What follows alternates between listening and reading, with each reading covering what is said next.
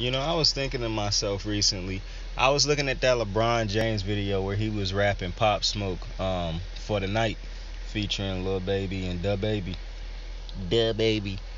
And I'm gonna just go ahead and say this right now. This is gonna be an unpopular opinion. The Baby got the best verse in that whole track. That's a tough track. I fuck with the track heavy. The Baby's verse in that shit is legit ridiculous, bro. That shit.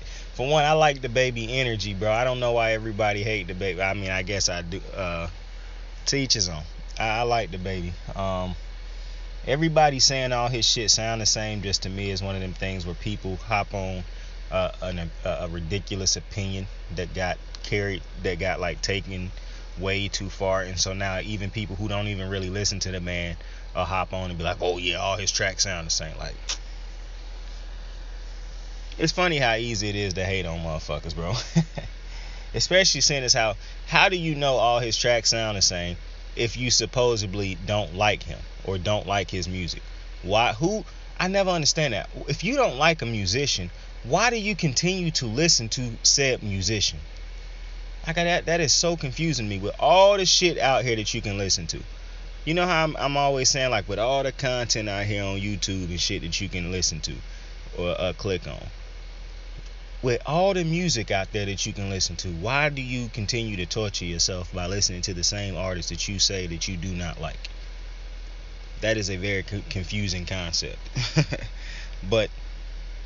And then I don't understand people be like, well, I'm gonna just keep listening because, maybe I'll like something. Alright, bro. Have at it. But I'm living like Thriller. I only come out at the nighttime. Don't like being what way say? Don't fuck with the liquor. Don't like being tipsy. She don't do the Henny, just white wine. Pop the cork on some new cream of Digio. I pull up with a freaky hoe. Oh, whoa, whoa, whoa, whoa, whoa, whoa. I'm just saying, bro. His verse was tough. But what is up? What's up? Wake the fuck up, man. I think a minute passed, so technically I did not well, maybe I did. I can't even remember, bro. It's so hard to remember these days. What's good? We are definitely breaking down and predicting the two upcoming conference championship games. Definitely doing that. I was rewatching that Bills game again, man. That was a fucking crazy game. The more and more I keep watching it, the more and more I'm just like, yo, this is fucking insane. Also, the more and more I keep watching it, the more and more I keep saying to myself, like, people who continue to try to say, oh, we need to change the overtime rule. I don't understand how you can look at this game and say that. Because when I'm looking at this game, I'm thinking to myself, man, this is some historically bad fucking defense in the clutch, boy. Like, if I've ever seen bad defense in the clutch in a high pressure situation, that was that game.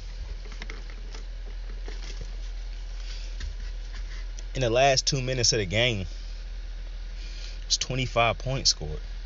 That's insane. I told y'all on rambling sessions, that was clearly one of those games. That was the definition of the last person with the ball wins. Like, that was what they say, to the word. Like, that shit was crazy though. Like, that, I'm thinking about all the games I done watched in my lifetime, right? And I'm thinking about the best ones, the most exciting ones. You got that Patriots game against the Colts where the Patriots went for it and didn't get it, and the Peyton ended up taking them down the field, winning it. You got my favorite moment, the Baltimore Joe Flacco and the Mile High Miracle in Denver, where he absolutely break through the coverage. He just launched one to Jacoby. Jacoby catches it, blow the kiss to the crowd. That was an insane game. The Marshawn Lynch non-handoff game, Super Bowl, where Pete Carroll decided not to give Marshawn Lynch the ball. That was pretty fucking crazy. Falcons game, where they blow the 28-3 lead. That was pretty crazy. This one might be the craziest one. Obviously, the Baltimore one always gonna be number one for me because my team won the Super Bowl that year, so that got us like a special place in my heart. And once I, had the money to get a tattoo that's like professional, like that just looks at by somebody who, do absolutely unbelievable work, then I'll get that tattooed on me one day. But not until then, because I already got tattoos, but I just want, somebody who is that's one of them tattoos. Like when I get my Kobe tattoo, that's gonna be done by somebody who is absolutely legit. But I like tattoos. I know some people don't like tattoos, and I don't like all tattoos. But I do think tattoos is like an expression of self. Now, I was in a when I went to a tattoo shop one day, Twisted Sixes in Durham. And I went there and I got a Michael Jordan quote tattooed on me with a rose going through it. And I know some people gonna be like, well, what's the quote? Maybe I'll tell it, maybe I won't. Take a gander. Take a guess. Anyways, I was sitting in a tattoo shop, and when I was sitting, for one, shout out to the dude who did my tattoo, because I can't even remember his name at the moment. But I remember when he was doing it, and I remember when I walked in there, I was like, yo, I got $300. I said, I need such and such and such done, and I want it to look dope. And Buddy took me to the back, and I guess he was as high as I was, I don't know. But he was feeling good. And he was like, listen, my boy. He said, don't ever walk into a tattoo shop and tell them these motherfuckers how much money you rocking with. He said, don't never do that, because these big pieces of shit will hustle you. But that wasn't what I told the story for. While he was doing my tattoo, it was another dude sitting near me who was getting a tattoo done on his arm. And he had a sleeve, like he had an arm full of tattoos, but I don't want to call it a sleeve because none of them shits was really connecting. Like you could clearly see a shit ton of his skin.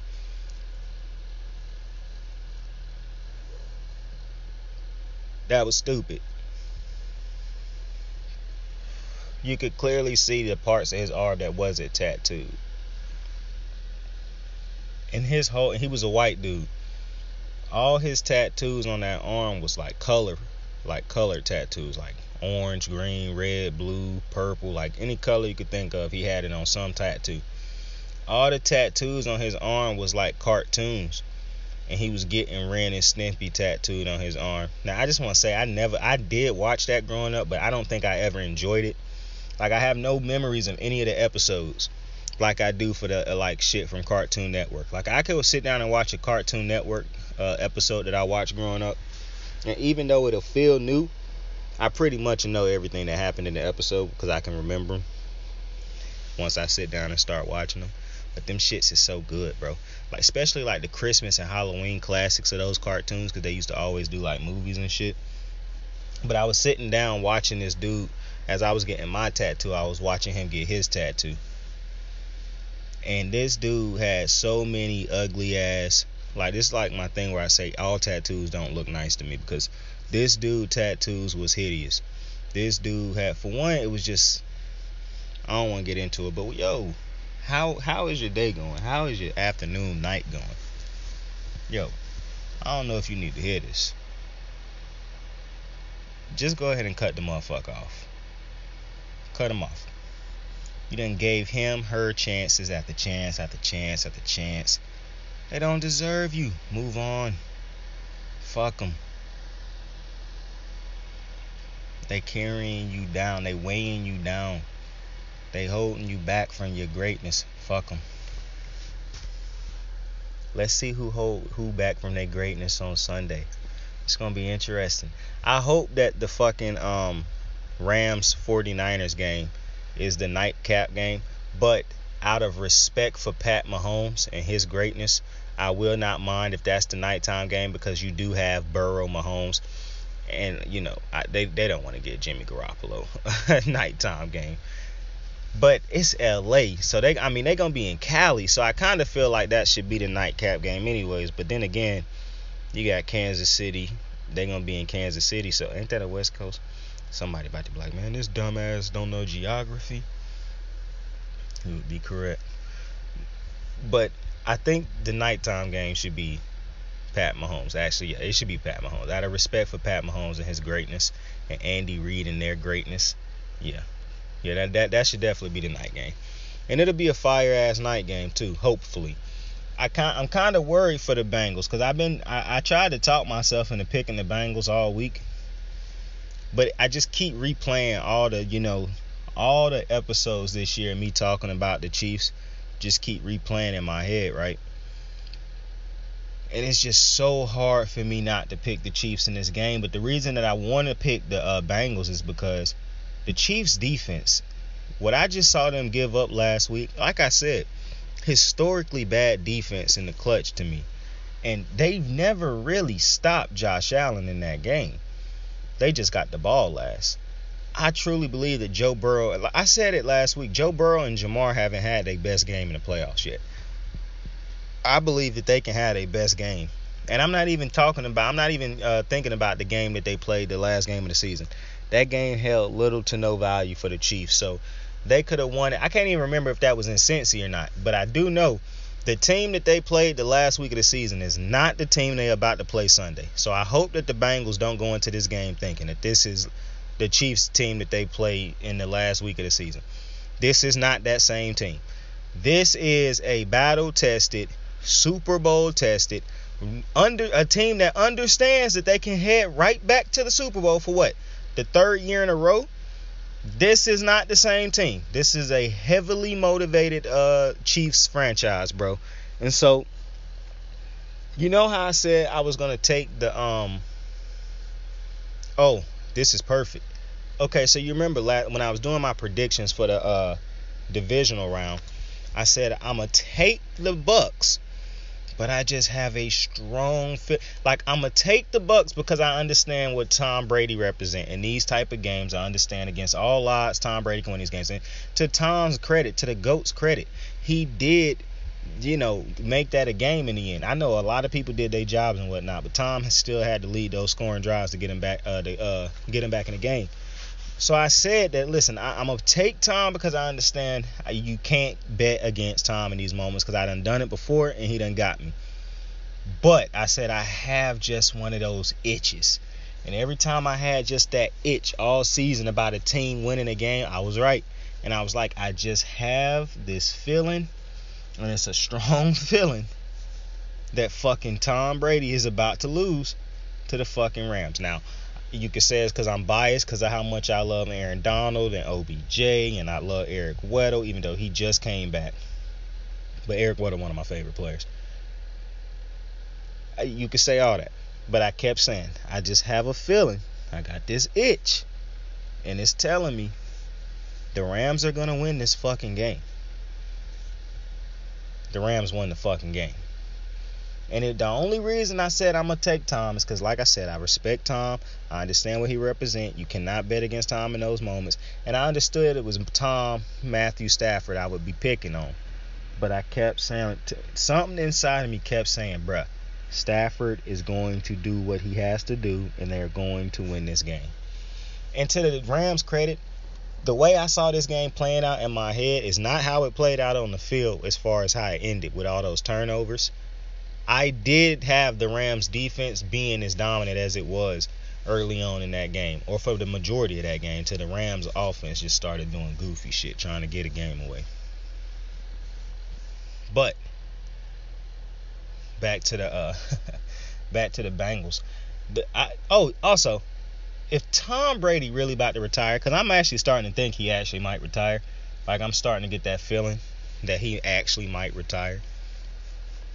What a fucking career. Like, we already know he the GOAT, greatest of all time for people.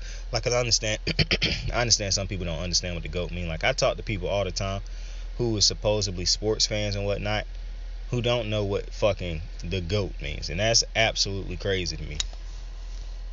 It's like they hear it in conversations when talking about a certain player, so it's just like it's not like it's a new word to them. It's like it's part of. It's like that sentence is like a word. That whole sentence being said, like Michael Jordan is the GOAT. Okay, that's not an individual worded sentence to them. That's just one whole word. Like, Michael Jordan is the GOAT. That's just, you know what I'm saying? You don't pick apart the words and shit in it It's like I know people know how to say, I don't feel like getting into all that shit.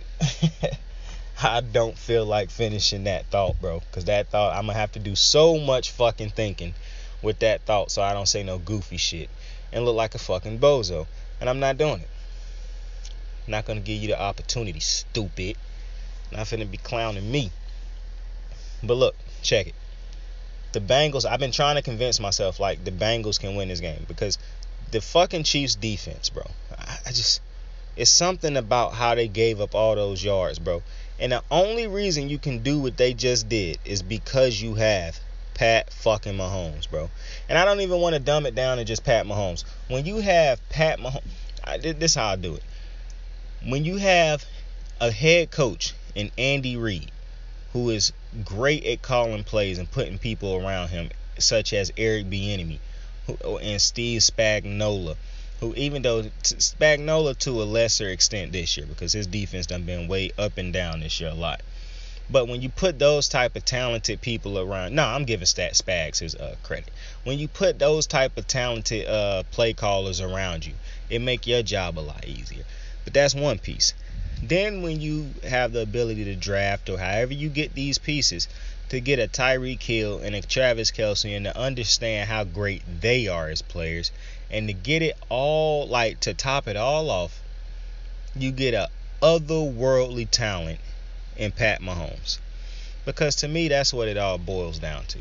We done seen great head coaches or good head coaches not succeed because they didn't have a quarterback. We done seen great receivers not succeed or not get the recognition and credit they deserve. Why? Because they probably didn't have a good quarterback. We done seen tight ends be relegated to blockers and shit like that. Why? Because they probably don't have a quarterback. Pat Mahomes' greatness is just otherworldly. And it's very evident because Andy Reid had Donovan McNabb. He had Alex Smith. This motherfucker Pat Mahomes is just different. And I'm telling you, the more and more I watch that game, and the more and more I just watch Pat Mahomes, bro, I'm telling you, I done seen a lot of great players in my lifetime. I'm almost certain, just boiling it down to quarterbacks, aside from Tom, if Tom Brady didn't have the championships, I don't think that I would look at him as the greatest as far as like talent wise, because I think Tom thrower of, for one, I like Tom Brady's throwing motion. I always done like the Tom Brady's throwing motion. Back when Madden let you create a player and choose the throwing motion that was like a throwing motion from a quarterback, when you can pick a quarterback's throwing motion back when the game was actually fucking good, I used to always pick either Peyton Manning or Tom Brady's throwing motion. At first, I used to pick Peyton's, but then the more and more I kept watching Brady's throwing motion, I'm like, you know what? I kind of like that, yo. It's a solid, like, tight motion. I really fucked with Brady's throwing motion. See, Peyton's throwing motion really was, like, when you try to throw bullets, it didn't really zip like Brady's throwing motion bullets did. Like Brady's throwing motion to this day, probably my favorite throwing motion. Yeah, probably my favorite throwing motion, bro. I like Aaron's flick of the wrist. That shit is smooth. But I think I like Brady's throwing motion the most. Watching fucking Cam's throwing motion be hurting me sometimes, bro. That's how I knew he was hurt. That boy, it's another, bruh. Tim Tebow probably got by far the worst throwing motion I've probably ever seen in my life. This dude's throwing, I remember that this motherfucker used to start from like his ass. That's where the ball used to start because of how his wind up was ridiculous, bro. Bro. Imagine Tebow, and this is a perfect example why I say I hate college football. A dude like Tebow, nobody could stop this motherfucker in college. He get to the NFL and he is absolutely, you can say, oh, he got this win in the playoffs. Tebow was hot garbage in the NFL. And somehow he was that great in college. Two different sports, bro. Two completely different sports. It's not two completely different sports. Not the same sports, bro. And I would not be ever told otherwise, bro. College football is just not. That is its own separate entity, bro. It is not the same as professional football, bro. NFL football, bro. It's just not the same. And I know some people be like, man, obviously not the same. No, I'm saying the fundamentals, the base of the game is not the same as the NFL. They might be technically the same sport. They are not the same sport at this point, bro. Dude should not have this type of fall off from the pros. I mean, from college football to the pros, bro. And then you got guys who just absolutely explode when they get to the NFL. Now, Alabama is not. You know what? I want to make that percent. All college football not bad. Even though I hate college football, Alabama is a great organization, a great program, as far as like how they develop dudes to come to the NFL, especially defenders and receivers, bro.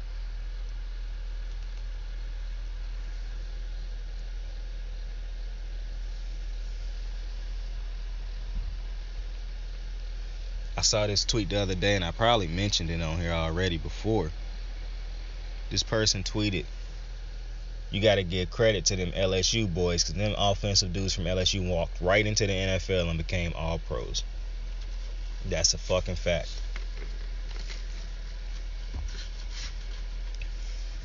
This Bengals game going to be interesting, though, because I believe when they played the last game of the season, they was in Cincinnati. This is in Kansas City. And like I said, this is a completely different team, bro. This is playoff Kansas City.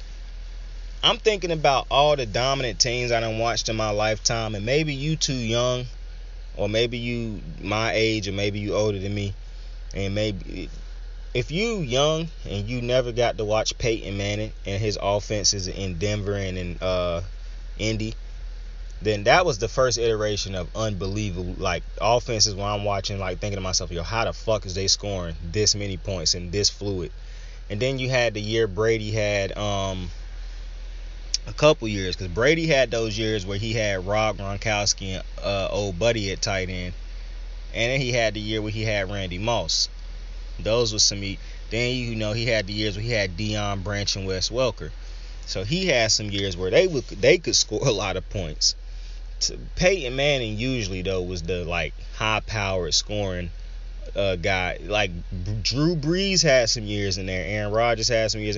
I really think Aaron Rodgers' biggest thing is that he don't throw interceptions.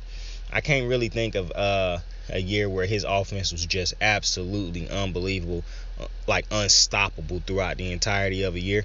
Like Peyton Manning had a couple of fucking times where his offense was just ungodly, which is kind of crazy that he only ended up with 2 Super Bowls. I think that say more about how that defense couldn't get stops, and the inconsistency of the running game, in my opinion. Either way, Peyton should have ended with way more championships than he did. You give that motherfucker Bill Belichick, but or maybe not, because Bill would have probably even Bill couldn't have held back no Peyton Manning. No shot. But I'm just thinking to myself, like all of those type of offenses, man, Pat Mahomes in this offense has got to be one of the greatest offenses I've ever watched in my lifetime. Because I didn't really experience the greatest show on turf, that Rams team with Marshall Faulk and all them dudes. I didn't experience that. This offense is pretty crazy. The only thing that would make it better is if them motherfuckers had a running back, like a legitimate all-pro running back. Like I'm talking a Dalvin Cook, or because maybe they wouldn't even be all-pro, because you're not getting that many handoffs playing with the Chiefs. Like the Chiefs not handing you the ball 30 plus fucking times a game. You might not get it 25 times a game. They might run the ball 25 times spread out between running backs, but they definitely not giving you shit ton of carries, because that's just not you. When you got Pat Mahomes, you ain't handing the ball off a shit ton. It's like I was talking about Baker the other day on Twitter. I truly don't believe people give Baker Mayfield, the credit that he deserves. Like they like to cap and lie about all this shit that he really is not great at and don't do well. But one of the things that Baker do better than any quarterback in the NFL, if not he do it better than every quarterback in the NFL, is handing the ball off. I swear to you, bro. When he say, hey, and he turn, Hey, you know what I'm saying? Baker, what's his cadence? Hey, what's his? Hey, I don't know, but when he turn around and hand that shit to Kareem Hunt or Nick Chubb, it's magical. I don't think it's a quarterback in my lifetime of watching football that hand the ball off better than Baker Mayfield. You can almost guarantee he never gonna have one of those botched handoffs. And if it's a botched handoff, it's probably on the running back, because no quarterback in NFL history done been better at handing it. And maybe it have been, but I'm not thinking of him right now. But Baker Mayfield's ability to hand the ball off to the running back, unbelievable, bro. Truly unbelievable. And I don't think people give him enough credit for that. But not I. I'm here to give him the credit he deserves. Shout out to Baker Mayfield. Unbelievable at handing the ball off to his running backs. It's a talent. God given.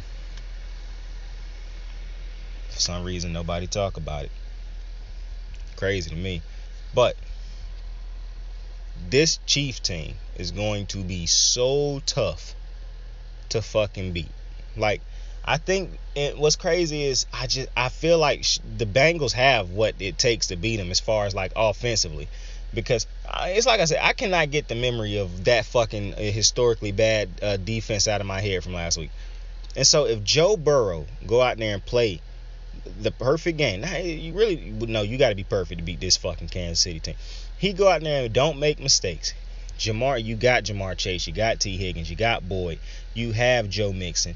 The only problem, because while I cannot get that out of my head of what Kansas City's defense just did, I also can't get out the fact that, bro, Cincinnati just got Joe Burrow sacked 9 times, bro. Now, whether it be because Joe Burrow held on to the ball too long on some plays, whether it be because a lot of these plays, I mean, I watched that game, a lot of those sacks, they just had dudes shooting right through the line untouched. Like, untouched. And it's very little Joe Burrow gonna be able to do about a motherfucker just shooting right through the fucking line of scrimmage, bro. Like, it's only so much Burrow can do. Like, it's absolutely insane to expect that man to be able to consistently make quick decisions when you got dudes shooting through the line like that. I mean, they got linemen missing their blocks, blocking the wrong dude, getting caught flat-footed. And Joe Burrow was the most sacked quarterback of the year this year. So, and I really truly think that ended up happening only because Lamar Jackson ended up getting hurt for the last like 4 or 5 games. Because at one point in time, he was the most sacked quarterback in the NFL. Either way, that say a lot about these two teams, because you cannot have Lamar Jackson and Joe Burrow competing to see who gets sacked the most in the fucking season. It just cannot happen. Those are two way too talented dudes to be having them be competing for the most sacked quarterbacks in the NFL. And Joe Burrow looked like he was absolutely, like, he looked like he was getting lit the fuck up. Obviously, he was getting lit the fuck up. 9 sacks. But them sacks look like they was hurting, bro. Like, those didn't look like, just touch sacks, like he's sliding down getting tapped. No, bro, they was popping Joe. So you can't have that when you got a franchise quarterback like Joe Burrow, Lamar Jackson. You can't have them getting drilled like that on a consistent basis, bro. So Cincinnati gonna have to figure something out, because Joe Burrow keep taking them type of hits, Lamar Jackson keep taking these hits. Yeah, it's gonna be hell. You're not gonna have them for the time that they should be playing.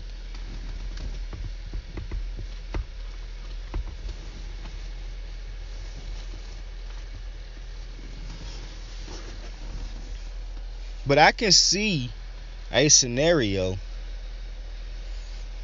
in which the Bengals win this game. I don't want the Bengals to win this game because they in our division, so I don't want to hear that from fans. Oh, Joe Burrow got to a Super Bowl before Lamar Jackson. Like, they won't just be content congratulating Joe Burrow, bro. They'll have to bring up Lamar Jackson and shade Lamar Jackson for a team accomplishment. They will shade Lamar Jackson. So I understand that's how it works, but you know what I'm saying? I'm not ready to hear that bullshit.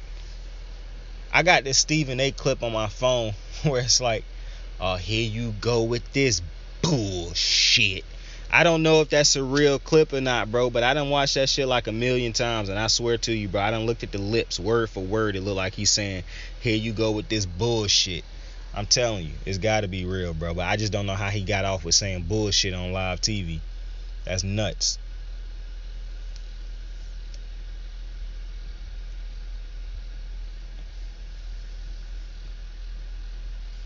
I haven't been watching too much ESPN. Like, well, I don't watch a lot of ESPN anyways, but I haven't been watching like the good analysts like Mina Kimes, Keyshawn. I haven't been watching none of the NFL live. I haven't been watching none of that. I've been letting the commentators be my teachers lately. Yo, gotta talk about Sean Payton stepping down. I've been very critical of Sean Payton this year.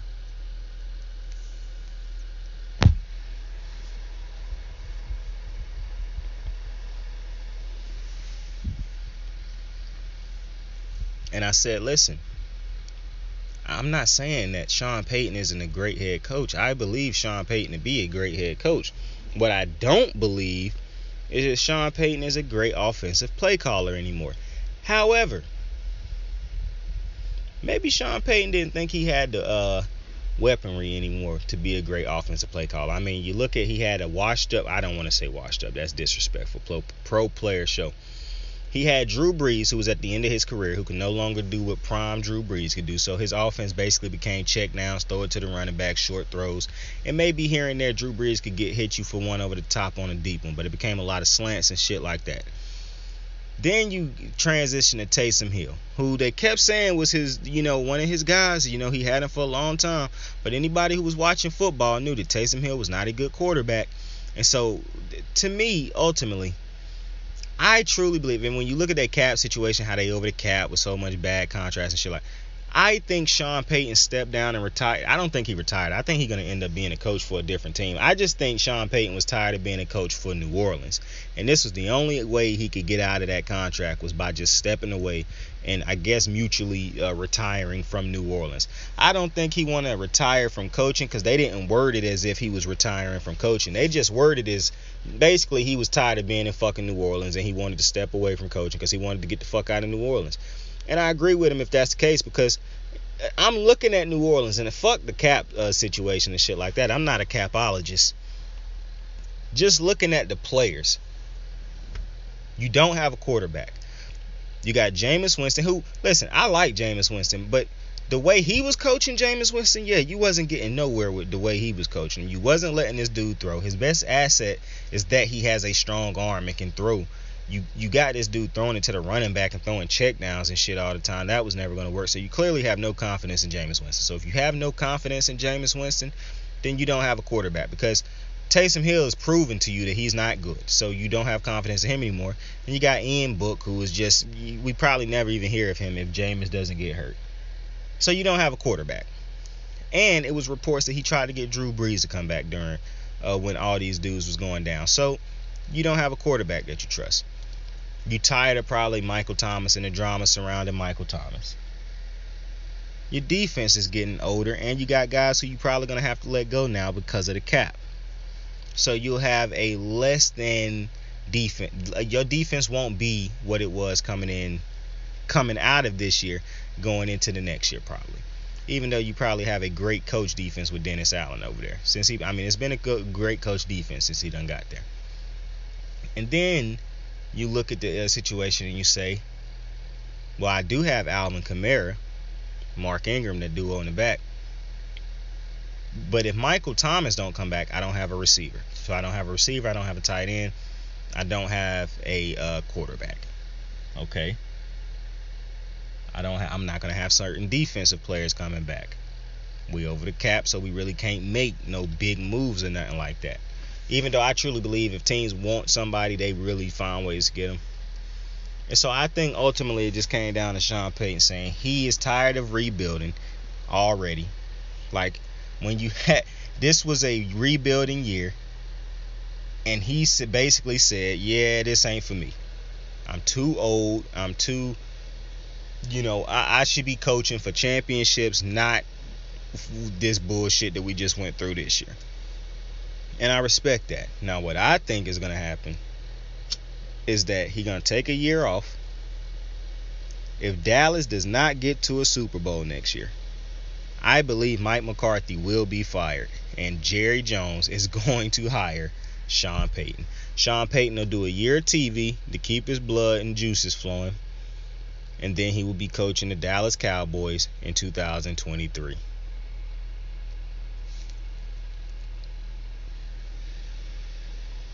The only way Mike McCarthy keep that job with Sean Payton out there now is if he get to a Super Bowl. He don't even got to win it. Nah, shit, he probably would have to win it. I just don't see no scenario in which Jerry Jones don't try to get Sean fucking Payton to coach the Dallas Cowboys. And I think that would be a better team if Sean Payton was the head coach of it. I'm not going to lie.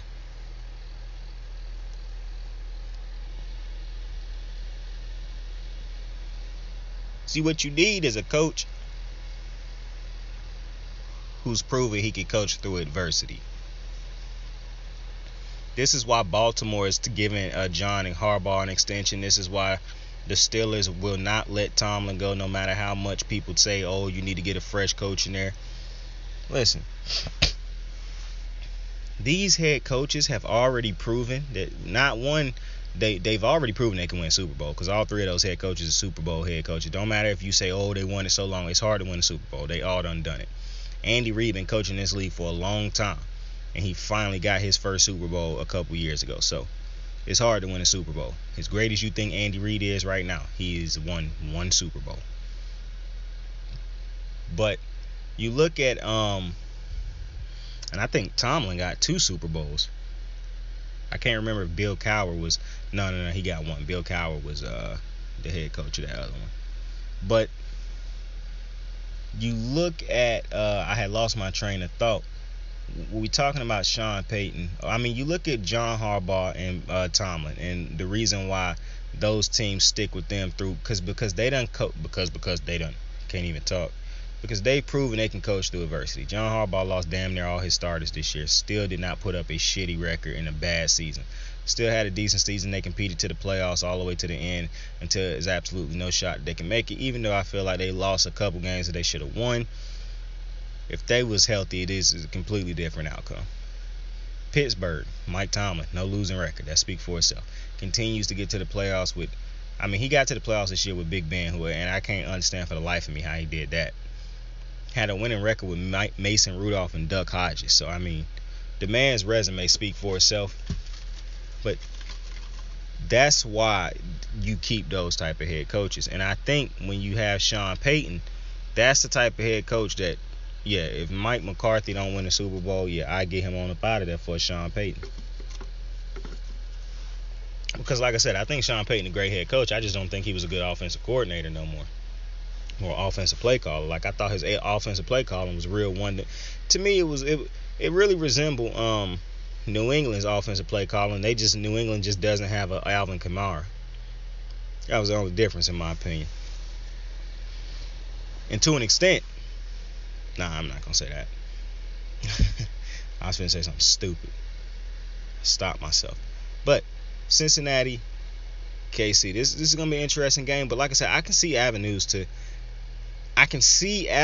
in which, like, this ain't the 49ers where I had like a strong itch the 49ers was going to win that game against the Packers.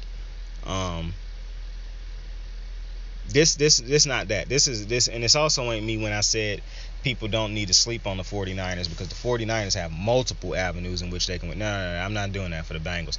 I'm just saying I can't see a universe in which, I mean, it all sounds the same ultimately, but I can see, you know how Doctor Strange was like, it's one universe in which I can see that one outcome in which the universe playing out for the Bengals in which they win that game. And that's like I said, Joe Burrow, Jamar Chase, Mixon, that line, all them dudes have the perfect game. They had a perfect game, they can score enough points. The problem in that situation is they would need the Chiefs to not be perfect or not be playoff Chiefs. They would need those motherfuckers to still be the struggling Chiefs that they were throughout the middle of the season or whatever. And I just don't think that's what they about to get. Like, I really think the Chiefs is about to come out here, and I say this shit, and the Chiefs will come out there and motherfuckers struggle going up and down the field. But I just think this playoff Mahomes, bro, is the final boss in the AFC right now. He just is. And whoever win the NFC, I just think it's going to be a tough task trying to beat Pat Mahomes. I would like to see Pat Mahomes take on the 49ers again in that rematch. But come on now. I want to see Aaron Donald get the Super Bowl. So ultimately, I want the Rams to win it all. But I want to see one of those two teams have to take on Pat Mahomes. Like, if you don't have to beat Pat Mahomes, because there's so many excuses you can make if Joe Burrow and those boys get to the Super Bowl and the NFC team win. You could just say, oh, well, Joe Burrow, it was his first year. That was a rookie team. They overachieved, blah, blah, blah. You know, if you beat Pat Mahomes, it's no excuses. You just beat fucking Pat Mahomes.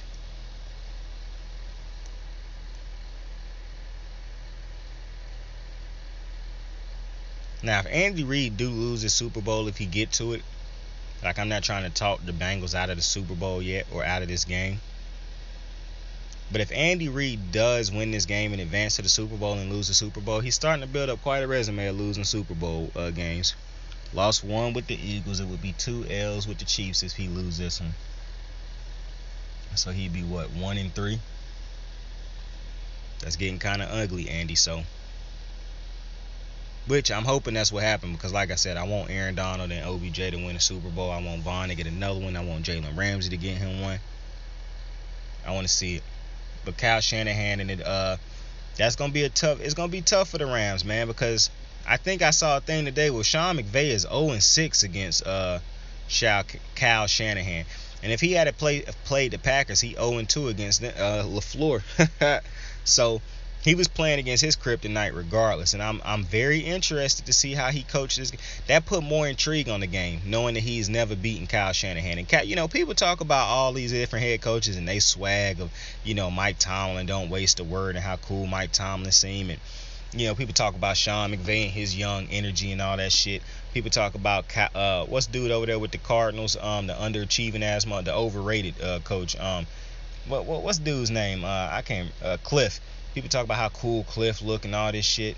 Listen, Kyle Shanahan got a certain type of swag about him, where motherfucker's a winner. When I was looking at Kyle on the sideline against the Packers. Kyle Shanahan, every second of that game looked like, yeah, I'm gonna win this game, and it's not gonna be shocking to me when we win this game, because I'm supposed to win this game.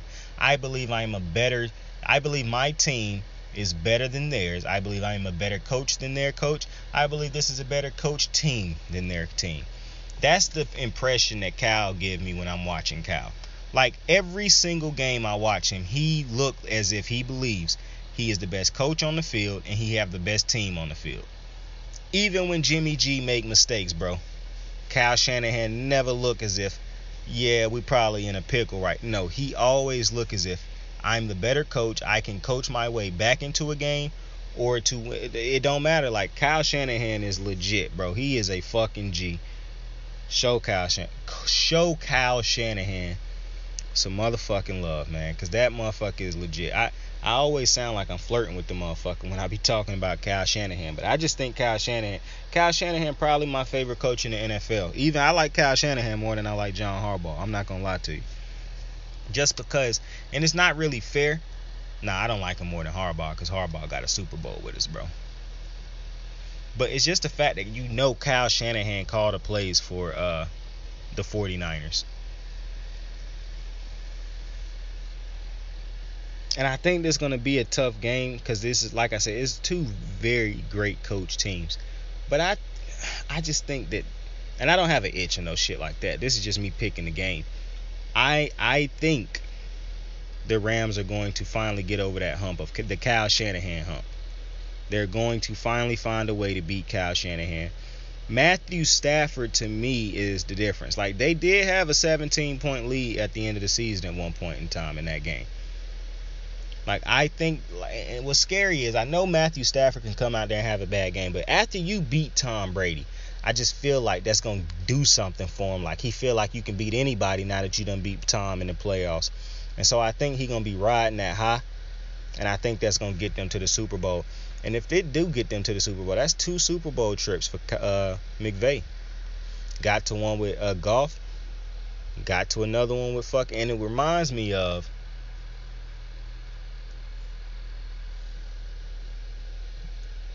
and I know McVay didn't say this, but it reminded me of when the reporter asked, did Bruce Arians think he could win with a different quarterback after Jameis threw 31 interceptions? And he was like, yeah, I think I can win with another quarterback, or basically whatever he had said. I can't remember at the moment. To me, this is basically McVay saying, I got to a Super Bowl with Goff. You think I don't think I can get to another one if I got a better quarterback? Yeah, I think I can get to another Super Bowl if I got a better quarterback. And I can win to some bitch if I had a better quarterback. Because Jared Goff did just straight up fold in that Super Bowl.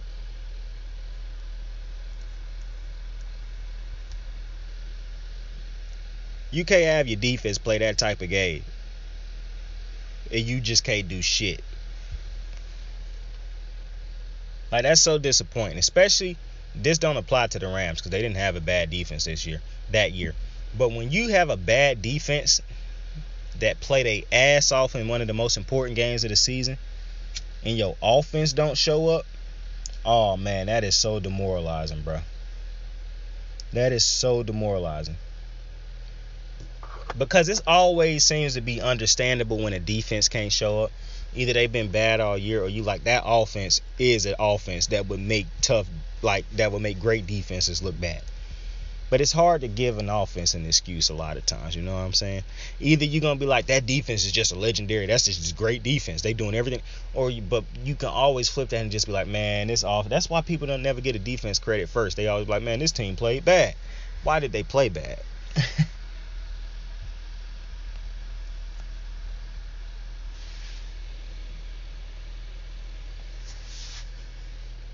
But I think Matty Stafford gonna be rolling, bro.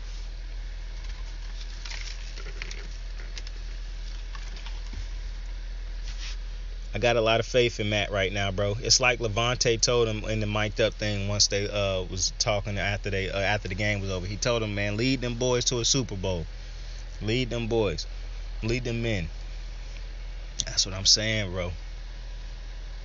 Matt, gotta lead my boys to a Super Bowl. Aaron Donald, OBJ, Vaughn need to get another one. Jalen need to get one. Ramsey had to rely on fucking. Look at who these dudes had to rely on. OBJ had to rely on Baker midfield and what's the dude's name? No disrespect to Eli, but I mean, dude was an advanced aged Eli. And then Jalen Ramsey had to rely on Blake fucking Bortles. And fucking Donald had to rely on Jared Goff. Like, come on, bro. Come on. You got dudes over here like Vince Wilfork, and no disrespect to Vince Wilfork, great player. This motherfucker. Somebody was saying something the other day that was funny to me. They was like, think about Rob Gronkowski. He said he never gonna play for. I'm pretty sure if you watch football, you know Gronk said he never played for a different quarterback or another quarterback other than Tom Brady. And imagine, I think it was Ian. It was Ian Rappaport, I think is his name. Yeah, Ian Rappaport on the Pat McAfee show, which unbelievable show, bro. He did an interview with Bobby Lashley today. That's one of the funniest interviews I done seen him do in a minute. And it put a smile on my face the whole time while I was watching it. Because I love Bobby Lashley. Love Bobby Lashley. Anyways. I can't even remember what I was talking about. But, forget what the fuck I was talking about. Rest in peace to the pop, make 'em smoke you. Man, I hate losing track of train of thought like that, bro. I can't even remember my thought. Well, who cares? Anyways, I'm taking the I think the Rams end up figuring out this oh yeah. And he was talking about how Gronk, he was like, just think about the fact that Gronk tell people I'm only playing with Tom Brady. So the only quarterback I'm willing to ever play with is the GOAT. And everybody just accept that like, yeah, we understand. Like that's facts. Like that's crazy that's his stipulations. And everybody is like, yeah, okay, cool. So if Brady do retire, I think that Gronk gonna retire too. And what a fucking career. I don't think Gronk in one of them situations where people will be like, yo, what would he have done if he didn't have Brady? I don't think nobody give a fuck about that. I think everybody basically done collectively agreed that, yeah, Gronk's one of the greatest tight ends of all time. But this motherfucker, Travis Kelce, is making a run for that title. I'm telling you right now. Travis Kelce is unbelievable, bro. His mic'd up moment was crazy. About how he basically told 10, hey, run this and I'm going to get in front of you so I can block for you and you're going to blah, blah, blah. They end up doing it. And then he tell Pat Mahomes, like, yo, the way they playing, bro, the seam open. Immediately hit him in the seam. Like, it's crazy how great fucking Travis Kelce is, bro. Like, it's crazy. He and fucking Cheetah, like, Cheetah throwing up the peace sign before he was even in front of the dude, like, this team, bro, if they could just win the championship, bro, this would go down as one of the most legendary trios of all time. I already think they're going to go down as one of the greatest trios of all time. But when you put that legendary in the front of it, like, bro, these three motherfuckers, bro, like, if they win this, for one, you already cannot separate them. Like, you cannot justify breaking this trio up. But if these motherfuckers win another Super Bowl, you definitely can't break this trio up, bro. Like, it's unreal how great these three are, bro. Even when they were struggling, these three still made plays. And it's nice to have Pringle and McCole Hardman and all these other dudes who is like, you know, the fillers and the extras who do their jobs very well and make it easier for those other dudes to be great. But Jesus Christ, bro. Travis Kelce and Tyreek Hill are unbelievable. Tyreek Hill's speed really is insane. Like, watching him take that route, that pass, and then just go crazy with it, like hit that corner, and then continue to, like, he didn't lose no speed, bro. I mean, he just cranked up. It reminded me of when Odell hit that slant against Baltimore a couple years ago when he was with the Giants, and he took off on us for a touchdown on a quick slant. Like, some dudes just got Travis Kelce's speed. Tyreek Hill's speed is just otherworldly, bro. It's fucking crazy. And then Travis Kelce's football IQ, his hands, his route running. Like, Travis Kelce is the perfect tight end in my opinion because he can block when you need him to block. It's no tight end in the league. Like, I understand I'm a Baltimore fan. I know a lot of Baltimore fans love Mark Andrews. I'm never going to put Mark Andrews over Travis Kelce. I don't care about how great his stats was this year. The fact of the matter is, in big games, I know for a fact Travis Kelce is, and that's what separates Travis Kelce from every other tight end in my opinion. In big games, Travis Kelce shows up every fucking time. Him and Tyreek Hill at this point. So I have no problem with people saying Tyreek Hill the best receiver in the game. Travis Kelce to me is undisputedly the best tight end in the game. I don't think it's close. George Kittle is a great tight end. Mark Andrews is a great tight end. Those are two great tight ends. They ain't Travis Kelce. Travis Kelce, in my opinion, is the best tight end in football. And obviously Gronk is like considered like the greatest tight end of all time. So I leave him out of the conversation. But I think Gronk, he got the titles and he had Brady, but motherfucker Travis Kelce got Pat Mahomes, bro. And if Travis Kelce can get the Super Bowls, because Gronk only got, 3 or 4? Travis Kelce, bro, don't even need to get 3 or 4. The numbers that this motherfucker put up in the regular season and what he do in the postseason, bro, he get 3 of them things and he the greatest tight end of all time. I don't even really think he need to get 3 Super Bowls. Super Bowls is a team achievement, bro. Travis Kelce's numbers are going to be insane by the end of his career, bro. I just think Travis Kelce, to me, I'm just thinking about all the tight ends I done watched in my lifetime. I got to watch Tony Gonzalez, Robert Gronkowski. I don't really like talking about Aaron Hernandez, bitch ass, but he was a great tight end when he played. But he was like, I'm thinking about the great tight ends I done watched. Darren Waller, great tight end. Travis Kelce might be the greatest tight end I ever watched because it's really only up with Travis Kelce, Gronk, and Tony Gonzalez. And I'm telling you, man, this motherfucker Travis Kelce, bro. Jimmy Graham in his prime was disgusting. He just didn't have the longevity that these other dudes had. But Jimmy Graham in that period where he was with the Saints before he got traded, he was insanely great. I don't know why the fuck he got so bad after he left the Saints, bro. Like, Jimmy Graham was not the same player once he left the Saints, bro. Shit was crazy. I remember Michael Bennett kept saying that he was soft, bro. He was soft after that. And pro player show. I'm just saying, the mans could not take hits after. It was crazy to me that Jimmy Graham became such a shell of his former self once he left New Orleans. That shit was crazy. That might have been down for now because they ended up having Kamara still. So, but I'm taking the Chiefs to beat the Bengals on Sunday, and I'm taking the Rams to beat the 49ers on Sunday. Amazing that the NFC Championship game is between two NFC West teams. That's crazy. But I appreciate y'all for joining me on another episode of Kicking It with Saint Show. Lot of fucking content out there that you could be consuming, and you chose to consume this one, and I greatly appreciate you. I greatly appreciate you. It's very dope to have people willing to check out the stuff that you make. I was finna say the shit that you make. I don't know why I didn't say that. I guess it just felt like that would sound crazy when I'm like, yeah, I like the people listen to the shit that I make. That just sound crazy. I appreciate you checking out my shit. I appreciate you for stopping by. I appreciate you for clicking on the video, patronizing my product. Well, it's not really patronizing because you don't gotta pay nothing, but you know, your eyes. I appreciate you for watching and listening. Check it out. I'm just rambling at this point. I should have a better outro to these things. I don't. It's amazing, really. Because I should have an intro also, and I still ain't got that shit either. How dedicated is he really? I guess the world may never know. We will one day, though. I'm telling you, on the road to greatness.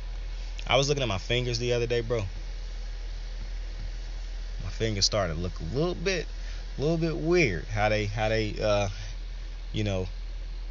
fuck it. Y'all have a great night, great day, great afternoon, whichever point in time you're listening to this. Tell somebody you fuck with them. Tell somebody you love them. I fuck with y'all. I love y'all. Now you go do that to somebody else. Saint out. You ready to make history? Come on now. Yeah. You know there's these two words. And when I say them, people get goosebumps cause they know what happens next. So without further ado, free smoke.